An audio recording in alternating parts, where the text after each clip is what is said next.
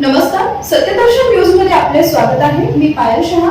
एक नजर टाकूया आजच्या ठळक घडामोडीवर. मतदार ओळखपत्र हरवलंय तरी मतदान करू शकता कसे? होय, आज हे अनेक नागरिकांकडे मतदान ओळखपत्र नाही किंवा काही कारणास्तव ते गहाळ झाले आहे. अशा मतदारासाठी निवडणूक आयोगाने मोठी सवलत दिली आहे. भारतीय निवडणूक आयोगाच्या नियमानुसार मतदानासाठी सर्वात महत्वाची अट म्हणजे अधिकृत मतदार यादीत तुमचे नाव असणे. जर तुमचे नाव यादीत असेल अन्य अधिकृत ओळखपत्र दाखवून मतदान करू शकता. जर तुमच्याकडे मतदान ओळखपत्र नसेल तर खालीलपैकी कोणतेही एक सरकारमान्य ओळखपत्र दाखवून तुम्ही मतदान केंद्रात प्रवेश मिळवू शकता.